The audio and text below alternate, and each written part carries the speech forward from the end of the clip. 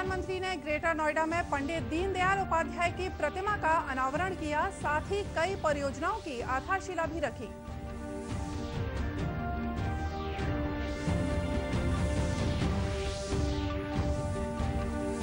राज्य सरकार ने सरकारी कर्मचारियों और पेंशनर्स का डीए बढ़ाया, अब 9% मिलेगा महंगाई भत्ता।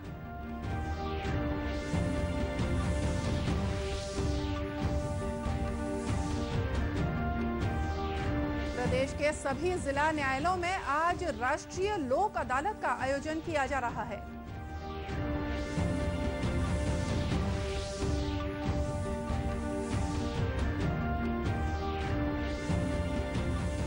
और भारतीय पुलिस सेवा के अधिकारी दुर्गेश माधव अवस्थी छत्तीसगढ़ के पूर्णकालिक पुलिस महानिदेशक नियुक्त।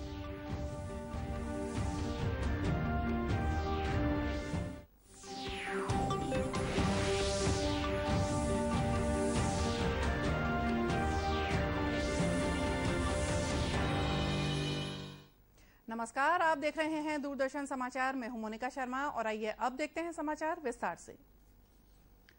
प्रधानमंत्री नरेंद्र मोदी ने आज उत्तर प्रदेश के ग्रेटर नोएडा में पंडित दीनदयाल उपाध्याय की प्रतिमा का अनावरण किया, साथ ही कई परियोजनाओं की आधारशिला भी रखी। इस अवसर पर उन्होंने कहा कि केंद्र सरकार ने भ्रष्टाचार से निपटने के लिए एक पारदर्शी और आधुनिक व्यवस्था दी है। 175 गीगावाट क्लीन एनर्जी के उत्पादन क्षमता जोड़ने का लक्ष्य भी रखा।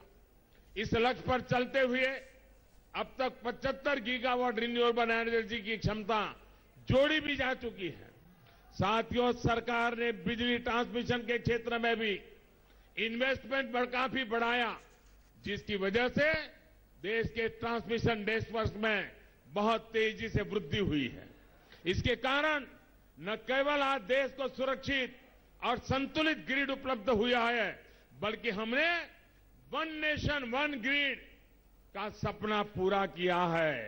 और अब हम सौर ऊर्जा के माध्यम से, और सपना भाइयों बहनों, मैं कभी छोटे सपने देखता नहीं और छोटे काम करता नहीं।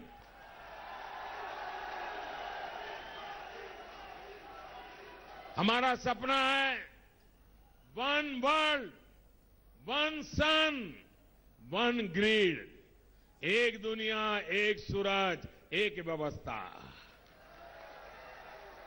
वन वर्ल्ड, वन सन, वन ग्रिड, और कभी न कभी ये साकार होने वाला है। प्रधानमंत्री दिल्ली मेट्रो ब्लू लाइन के नोएडा इलेक्ट्रॉनिक सिटी खंड का उद्घाटन भी करेंगे। राज्य सरकार ने प्रदेश के सरकारी कर्मचारियों और पेंशनर्स का डीए बढ़ा दिया है। मुख्यमंत्री भूपेश बघेल ने रायपुर में आयोजित एक कार्यक्रम के दौरान ऐलान किया कि अब कर्मचारियों को 5% के बजाय 9% महंगाई भत्ता दिया जाएगा।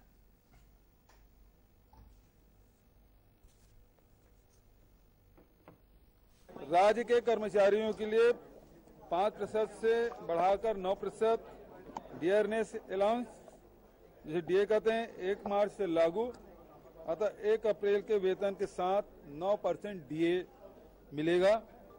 दूसरी तरफ पेंशनर के डियरनेस रिलीफ डीआर भी बढ़ाकर 5% से 9% कर दिया गया है।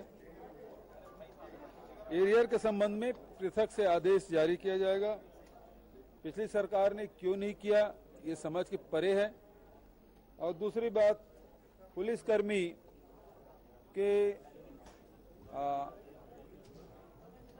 और अधिकारी के 1 दिन वीकली ऑफ उनको मिलेगा।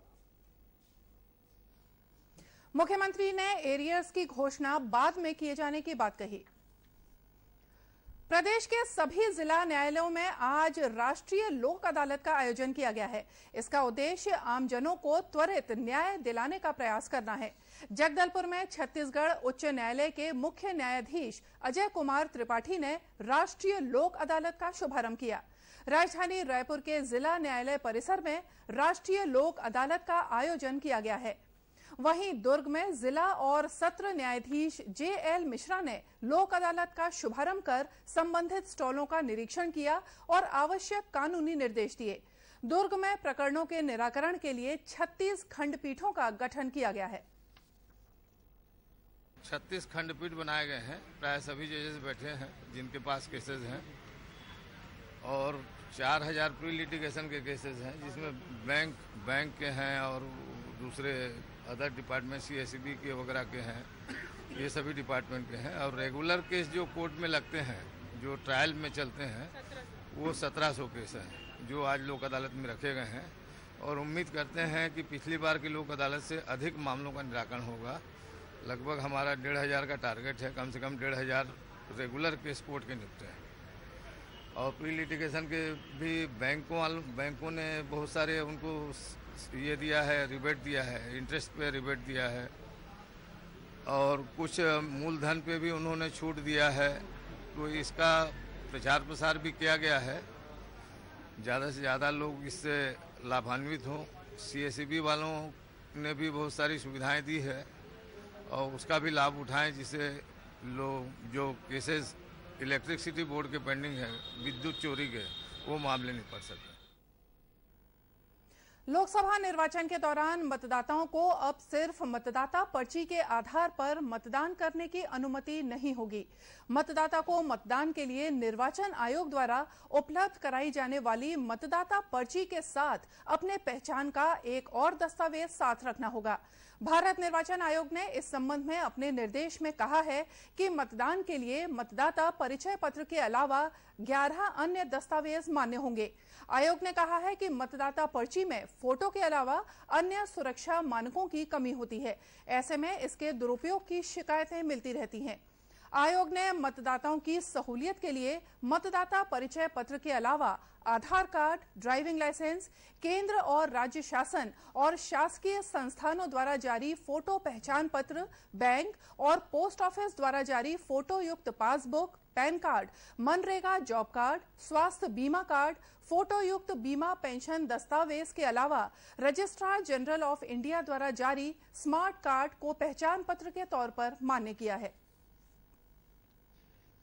मुख्यमंत्री भूपेश बघेल ने चारामा में अनुविभागीय अधिकारी कार्यालय खोलने की घोषणा की, जिसके तत्काल बाद कलेक्टर के.एल. चौहान ने संयुक्त कलेक्टर C.L. मार्कंडेय को चारामा एसडीएम पदस्थ किया।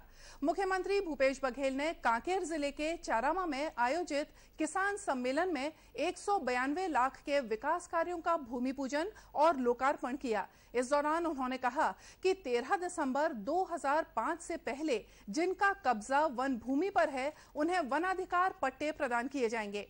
उन्होंने कहा कि निर्माण कार्यों में और तेजी लाई जाएगी। इस अवसर पर जिले की प्रभारी मंत्री अनिला भेड़िया ने कहा कि बस्तर में छोटे छोटे कुटीर उद्योग खोले जाएंगे, जिनमें महिलाओं की सहभागिता होगी। प्रदेश को पोलियो से मुक्त करने के लिए राज्य के कई शहरों में पल्स पोलियो अभियान की रैली निकाली गई। जगदलपुर में राष्ट्रीय पोलियो अभियान के तहत शहर में प्रभात रैली निकाली गई, जिसमें 0 से 5 वर्ष के बच्चों को पोलियो की दवा पिलाने की अपील की गई। लोगों में जागरूकता जगाने के लिए महिलाओं ने भी एक रैली निकाली, जो शहर के विभिन्न मार्गों से गुजरी। उधर राजनांदगांव शहर में भी 2 बूंद जिंदगी का संदेश लेकर पल्स पोलियो अभियान की रैली शहर के विभिन्न मार्गों से निकली। इस अभियान के तहत जिले में 0 से 5 वर्ष तक के 2,23,716 बच्चों को पोलियो की दवा पिलाई जाएगी। जिले के टीकाकरण अधिकारी डॉक्टर B.L. कुमरे ने बताया कि इस अभियान के तहत जिले में 1,338 बूथ बनाए गए हैं।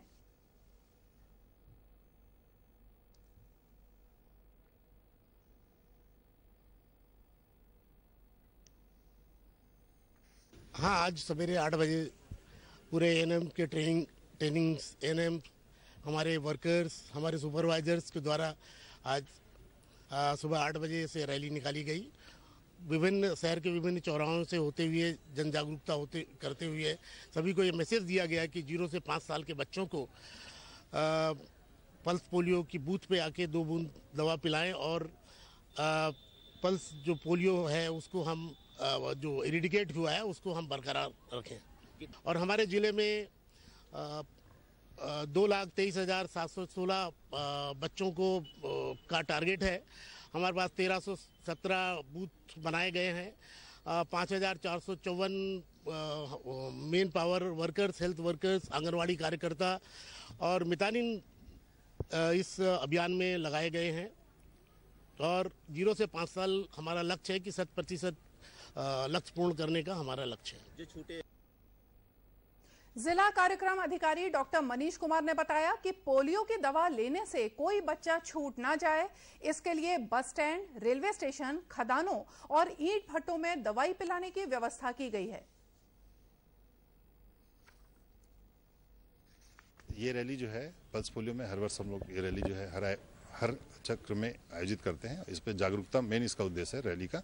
और जो हमारा समुदाय है जिसमें अर्बन और ग्रामीण दोनों क्षेत्रों में हम रैली निकालते हैं और एएनएम ट्रेनिंग सेंटर और बाकी जो स्कूलों में बच्चों के सहयोग से रैली हम निकालते हैं, जिसमें जागरूकता मेन हमारा उद्देश्य होता है कि कल का जो दिवस है वो ज़्यादा से ज़्यादा बूथ कवरेज हो और फिर घर घर जाके लोग टीकाकरण करा सकें।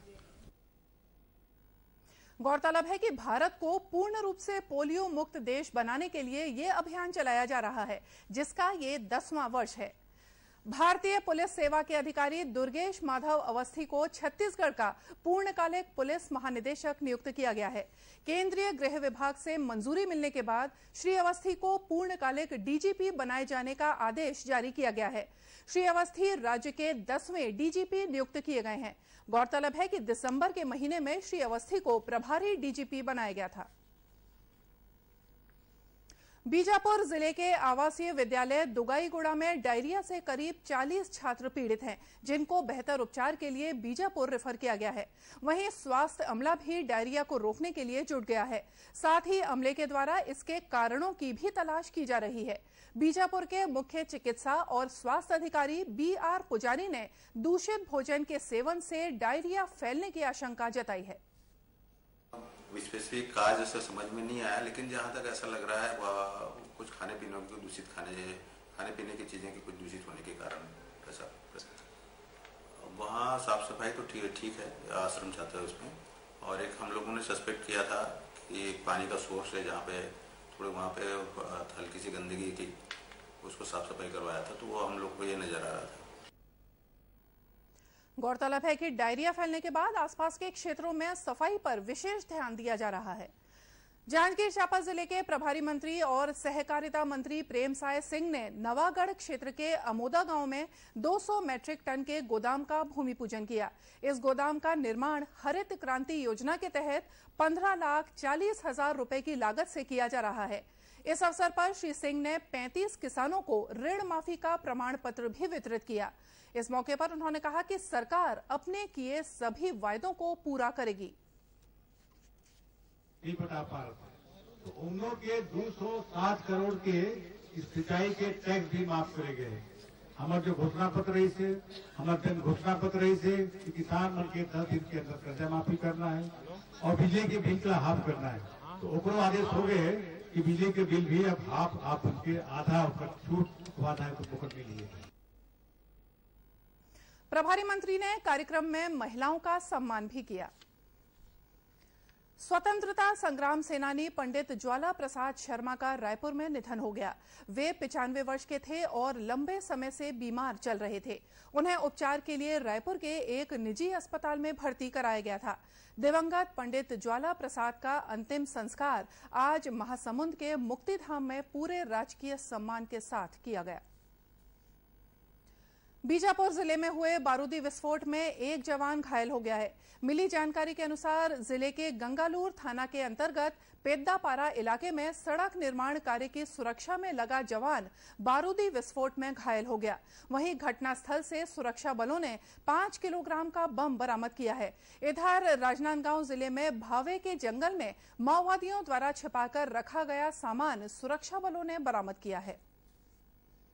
और आइए देखते हैं अंत में मुख्य समाचार एक बार फिर से। प्रधानमंत्री ने ग्रेटर नोएडा में पंडित दीनदयाल उपाध्याय की प्रतिमा का अनावरण किया, साथ ही कई परियोजनाओं की आधारशिला भी रखी।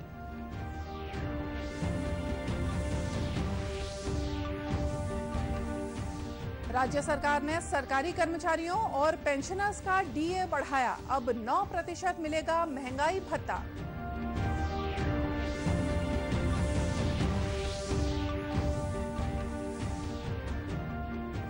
प्रदेश के सभी जिला न्यायालयों में आज राष्ट्रीय लोक अदालत का आयोजन किया जा रहा है।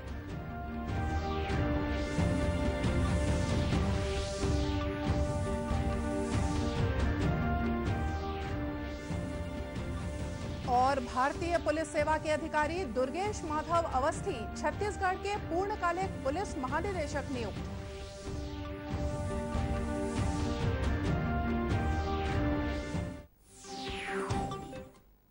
और इसी के साथ ये समाचार बुलेटिन यहीं समाप्त हुआ। नमस्कार।